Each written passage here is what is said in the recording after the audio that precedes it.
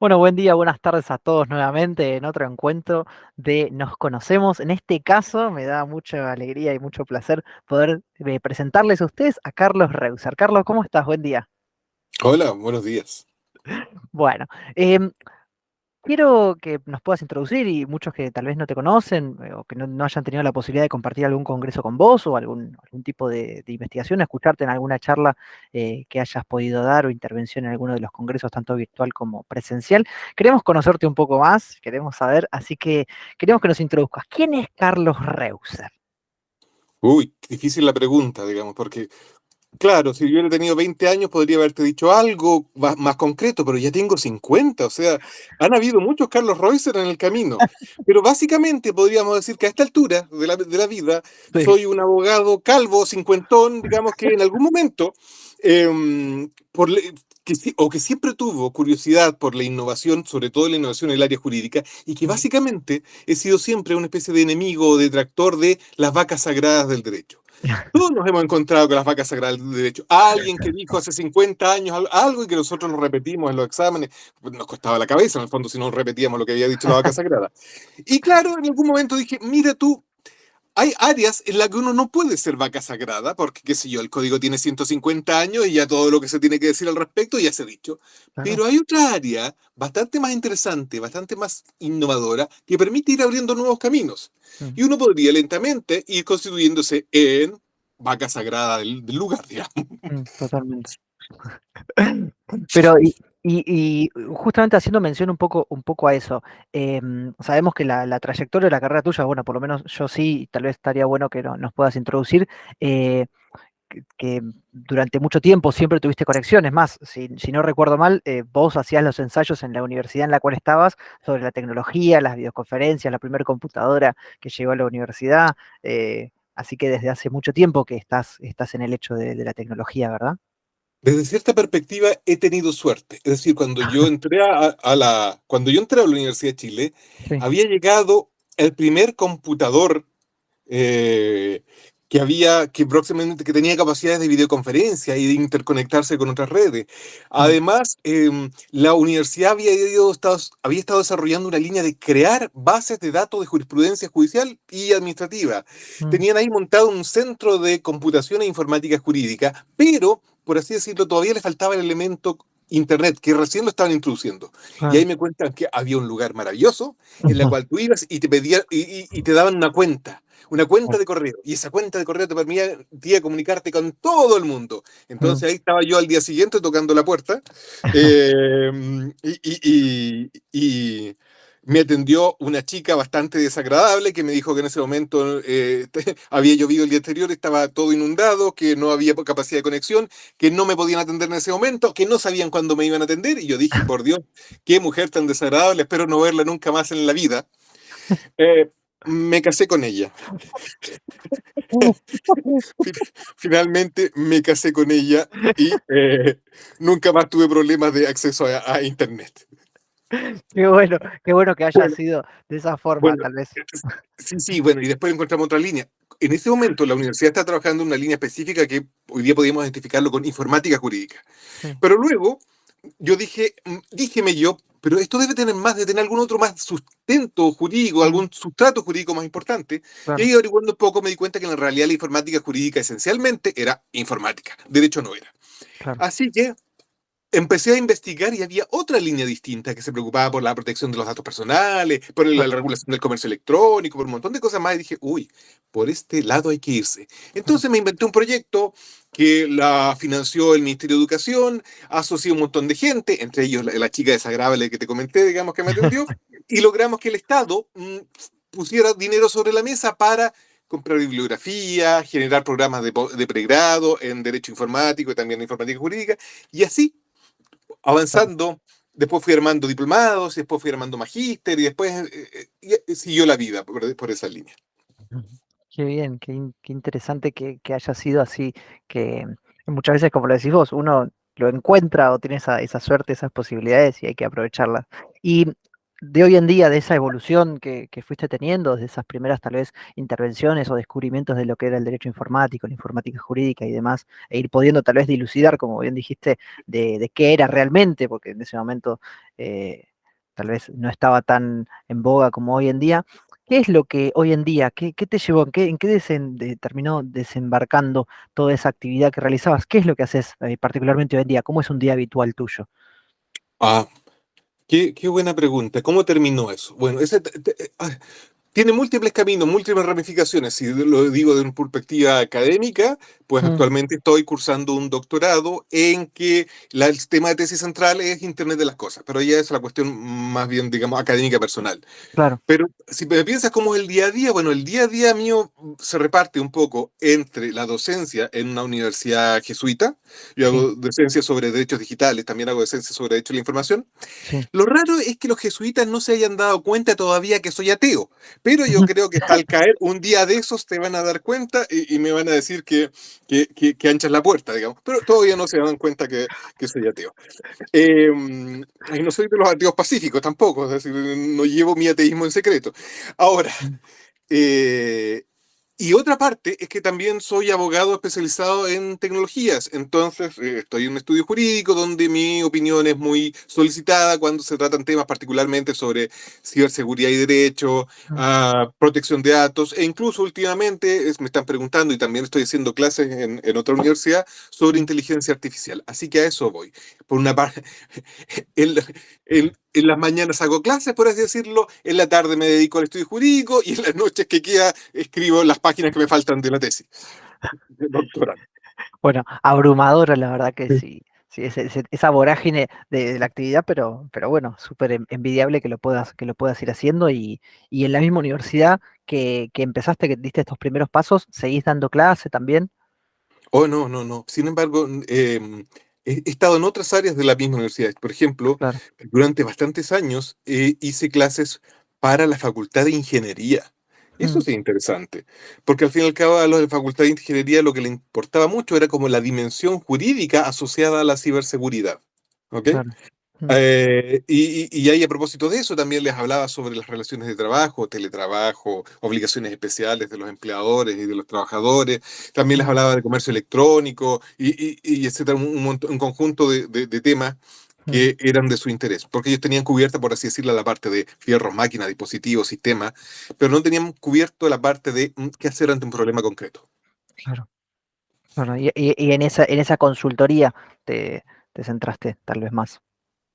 Sí, tal vez por derivación, ahora que lo pienso, de tanto hacerle clase a ingeniero explicándole cómo es el mundo. Qué pretencioso. Bueno, mira, Y- mira cómo terminó desde Lorena, que casi no te dejaba, hasta después terminar siendo consultor de las mismas problemáticas. Ha sido un camino curioso, por así decirlo. Bueno, le mandamos igualmente un saludo a Lorena desde acá. Em, Después, por otro lado, te quería preguntar, porque bueno, en este camino también que me fuiste comentando, nos fuiste comentando que transitaste, en algún punto te encontraste con la federación. ¿Y cómo fue? Porque no quiero decir que tu camino por la federación es largo, ni mucho menos para hacer alusión a la cantidad de tiempo, pero ha sido unas buenas cantidades de aportes y años que venís trabajando y en función de la federación, realizando actividades y demás. Y bueno, ¿cómo llegaste ahí? ¿Cuál fue esa primera, tal vez, intervención, esa primera vez que tomaste contacto con la federación y desde ahí hasta ahora, cómo se fue desarrollando? Recuerdo perfectamente el año y Mm, recuerdo perfectamente el lugar. mira, Como te decía, en la Universidad de Chile estábamos trabajando principalmente sobre informática jurídica, construcción de base de datos, y mm, en algún momento empezamos a derivar, a propósito de este proyecto que fue financiado por el Ministerio de Educación, mm, en Derecho Informático. Entonces, en algún momento nos preguntamos quiénes saben sobre Derecho Informático, quiénes nos pueden ilustrar, iluminar el camino. mm, Y los que nos iluminaron el camino vimos que había un Congreso Iberoamericano de Derecho Informática en Lima. mm. ¿Ok? Y partimos a Lima, vimos el listado de los profesores, estaba Valentín Carrascosa, que era uno de los tres grandes referentes del derecho informático en esa época, Te españoles me interrumpo, refiero. estamos hablando de Lima del 2000, ¿verdad? Estábamos hablando de Lima del año 2000. Bien. Eh, y estaba Valentín Carrascosa, que te decía, eran los tres grandes del derecho informático español en ese momento, Claro. o más bien grandes los pioneros. El otro Sí, era Miguel Ángel Davara y el otro era un profesor que no recuerdo el nombre en este momento, que estaba en la Universidad de Zaragoza, el profesor Galindo. bien. Pero el que teníamos ahí era a Emilio Suñé, Mm, a Valentín Carcosa y algunos otros más que queríamos conversar con ellos, contactarlos. En mm. algún momento, en nuestro afán de contactarlos, tratamos de encontrarlos y nos dicen, no, está en un almuerzo del Colegio de Abogados de Lima. Entonces, con solo el afán de ir a verlo, fuimos al Colegio de Abogados de Lima. Y entramos y efectivamente viene el almuerzo y nos agarran ahí mismo y nos sientan en una mesa y nos ponen rocoto relleno y ceviche y un montón de cosas. Y dije, este es el lugar en el que hay que estar. Esto es maravilloso, esto es lo más rico que he probado nunca. No sé cómo hay que hacer, a quién hay que rogarle, pero yo me quiero inscribir en la FIABI. Eh, Y, y a partir de ahí fuimos avanzando en la FIADI, Mm, empezando a participar en más actividades, en más congresos, hasta que en algún momento me dio un impulso a decir, ¿sabe? A ver, esto de la FIADI es muy extraño. Digamos, mm, son unos señores que no ha elegido nadie, que son presidentes, vicepresidentes, etcétera, etcétera. claro. Eh, eh, eh, Vamos a hacer una revolución, porque como yo soy ocioso, digamos, dije, mira, aquí hay que revolucionar el asunto. Aunque antes de eso ya tenía cierta legitimidad porque yo me había hecho cargo parcialmente de un Mm, congreso, el Congreso del 2004 en Chile. Yo fui uno de los responsables del mismo, digamos. mm, Y luego de eso fue que me dije ya, ok, aquí hay que empezar a preguntarse cosas como, por ejemplo, ¿qué hay que hacer para ser directivo de la FIADI? Y claro. ahí se hizo todo un movimiento en que yo celebro que en el fondo haya sido el apoyo y la adhesión de múltiples profesores y académicos que integran la FIADI, que en definitiva derivó a una mayor democracia interna de la organización y yo creo que en definitiva ha sido beneficioso porque se ha dado un enriquecimiento en cuanto a las personas que la integran, Mm, las normas que la rigen, los congresos sí, desde luego, pero también otras actividades paralelas como publicaciones, intentos de crear redes de investigación, etcétera, etcétera. mm. Sí, ese ha sido mi acercamiento. Primero como fan de la buena mesa y después, digamos, como revolucionario. Y a ese punto, esa toma de contacto primera que hiciste, en calidad de qué fue yendo a Lima? Como, Como un participante cualquiera, me anoté en un congreso que había, nos anotamos en un congreso que había, digamos, ahí. Y era un claro. congreso de la FIADI. ¿Por qué? Porque queríamos tomar contacto, uno, para saber de qué iba el derecho informático en otra parte fuera de Chile, digamos, Mm, y también, digamos, a conocer a ciertos profesores o ciertos académicos, con lo cual queríamos, esta parte muy importante, tender lazos, tender redes claro. para, en el fondo, fortalecer el área en la que tú estás trabajando. Mm, De hecho, nos hicimos tan amigos de Valentín que Valentín Carrascosa nos invitó a Mérida, España, no a Mérida, Venezuela, digamos. sí. Y en Mérida, España, no contento con eso, me cargó con aproximadamente 28 tomos de libros que yo tuve que cargar, digamos, mientras se me iba quebrando la espalda lentamente de regreso a Chile. Pero estoy muy agradecido con eso porque la Universidad de Chile, uno de los núcleos que tiene, uno de los núcleos bibliográficos que tenía en materia de Derecho y Tecnología es precisamente lo que nos donó Valentín Carrascosa y otros profesores. Después Mm, fue creciendo, se fue expandiendo todo ese fondo bibliográfico, pero el núcleo es lo que aportaron los amigos y relacionados de la FIADI. claro.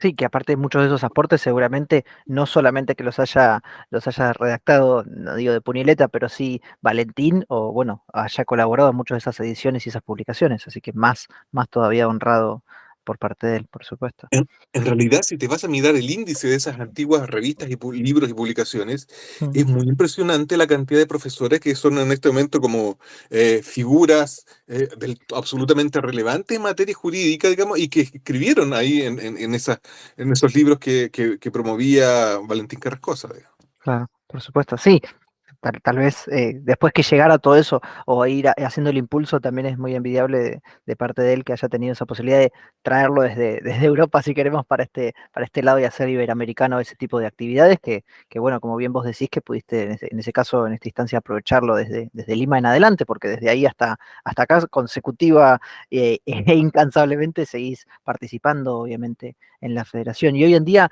¿cuál es el rol? ¿Cómo te adentrás vos dentro de la federación, porque bueno, como bien dijiste, tuviste un rol fundamental en, bueno, ya sea la parte de la confección de esta tal vez que fue teniendo FIADI a partir de ese 2004 que me decías. Em, Actualmente, en realidad, voy a los congresos Mm, y escribo ponencias, poco más. Alguna vez me ha tocado recientemente en México, que fui el presidente del comité científico y mm, roles así, pero no es todo responsabilidad mía, por así decirlo. Al fin y mm. al cabo, mi prioridad está en sacar la tesis de grado, sea como sea, perdón, la tesis doctoral, sea como sea. Claro, Y ahí, claro, hay áreas de tu actividad que ya se resienten. Como claro. ya te dije, hago clases, tengo un estudio jurídico que espera ciertas cosas de mí y escribo líneas de tesis todos los días y entonces ya la FIADI ¿dónde queda? No, la FIADI y muchas otras cosas, digamos. Pero lo bueno es que la FIADI sabe esperar y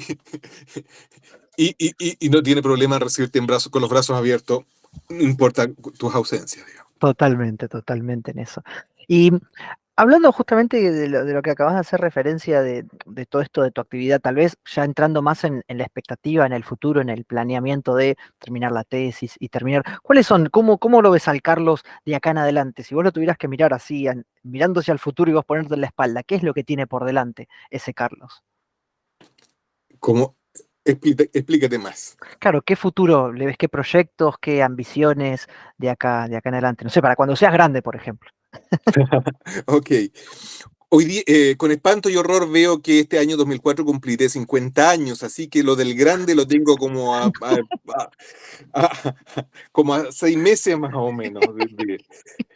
Mira, ya hay ciertas pérdidas que ya asumí. Ya me enteré que Octavio Augusto fue emperador a los 19 años, así que ya no voy a ser emperador. Ya el título de dictador supremo como que está bastante de modé. No creo ser lo suficiente popular para ser presidente de la República, así que lo que me va quedando a esta altura de la vida es básicamente encontrar a alguien que me financie el placer de escribir libros. Si hay alguna cosa que me gusta es escribir.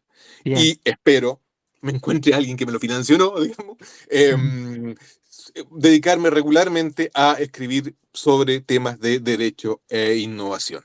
Mm. Así que eso espero hacerlo durante los próximos años. Bueno, y poder terminar obviamente de una vez por todas con la tesis, de Ah, ya que eso poder. tiene deadline, ¿no? Es decir, aquí en junio me cortan la cabeza o no, digamos. Llego o no llego, es en junio, no hay más plazo que eso. Bueno, excelente, excelente de poder festejar en un próximo congreso seguramente ese, ese éxito con la redacción y poder culminarlo de la mejor manera. Por Y, supuesto, apareceré con capa roja como los vampiros y el sombrerito ridículo de cuestión, digamos, obviamente, digamos. y le Y mandamos un saludo a Fede en lo posible, haré que me desplieguen del techo con un cable, digamos, ahí volando con mi capa roja y mi sombrerito. diciendo Víctor por ahí. Y, y te pregunto, Carlos, porque con lo que nos analizaste y nos fuiste comentando un poco, eh, no sé, como que dentro de todas las circunstancias, dentro de todo el tiempo, desde, bueno, que empezaste la universidad, veo que te trascendió siempre el derecho en cada una de las actividades que fuiste haciendo, que me dijiste siempre en miras del derecho, en la parte académica. ¿Qué hubiese pasado de vos, no sé, de chico al momento de elegir tal vez una carrera o una actividad? ¿Qué hubiese pasado si le hubiésemos sacado el derecho a ese Carlos Reuser de 18 años? El Carlos Reuser, de 18 años, vivía en la zona mapuche Mm, de Chile, en una de las zonas más deprimidas del país, en provincia, digamos, en mi casa, a 2 kilómetros, no había nadie vivo, ¿ya? Bueno, salvo las vacas, un par de caballos y unas 4 ovejas, no había nadie más, nada más. Eh, ¿Qué hubiera sido mí si no hubiera sido abogado? No sé, mm, no lo tengo idea, no me lo imagino. mm, Habría tal vez interesado ser periodista o probablemente habría terminado como profesor de historia en algún liceo local, digamos. mm. Es difícil imaginarse de qué hubiera pasado si no hubiera estudiado derecho. No sé, habría estudiado alguna otra cosa probablemente. Pero entonces el derecho decís que te sacó de ese ámbito en el cual estabas tal vez más alejado y más recóndito y te llevó para la En, te- investigación, la universidad y en- demás. en términos absolutos, es decir, salí desde una de las zonas más deprimidas del país, digamos, a la capital del país, digamos, gracias al derecho. Y en el fondo, por así decirlo, y guardando proporciones, soy una especie de referente en una determinada área mm, gracias a los estudios y a la investigación y por supuesto siempre a la Universidad de Chile y también gracias a los contactos y relaciones que me proporciona la FIADI. Es decir, esto va mm, todo en el paquete, diga. claro, claro, sí, se van abriendo esos vínculos justamente con este tipo de actividades. Y a modo de cierre, tal vez un poco, Carlos, y bueno, dejándote también un poco abierto a que puedas expresarte lo que quieras o lo que pienses que haya quedado eh, sin tocar como tema.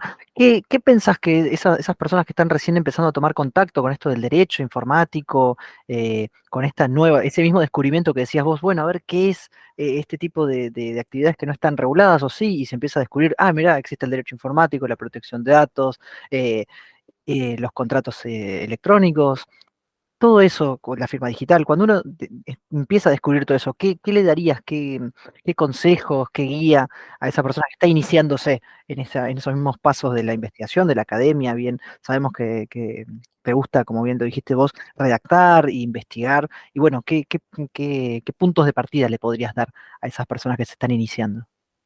A ver, em,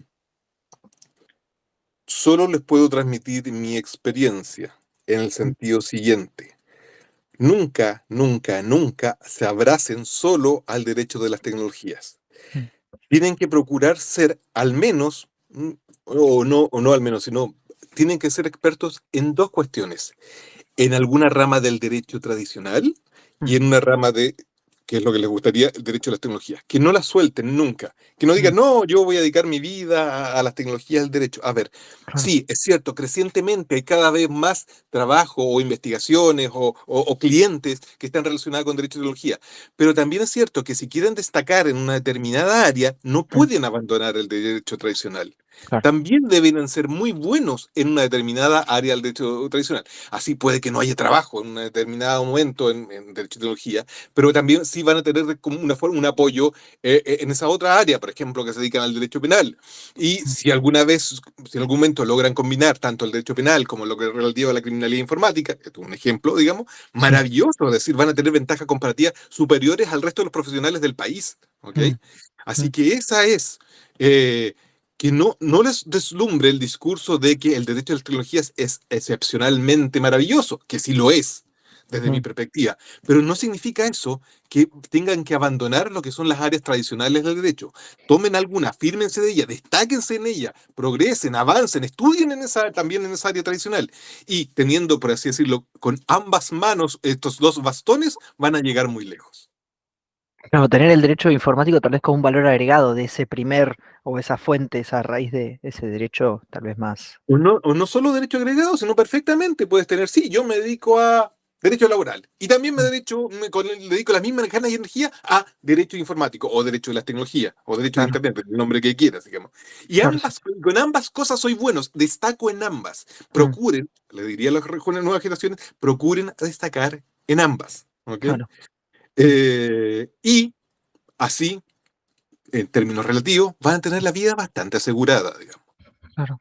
Sí, aparte, como bien lo decías vos, tal vez una persona que se dedique, tomando el mismo ejemplo, al derecho del laboral, el hecho informático le trae también a colación el teletrabajo como otro punto de visión de la misma materia, tal vez un poco más estructurada y un poco más primigenia, si se quiere, ¿no? Y claro, y las relaciones del empleador con el trabajador en los nuevos entornos tecnológicos, si es Claro. válido o no ponerle un chip a los trabajadores para controlar dónde están, etcétera, un montón de cuestiones.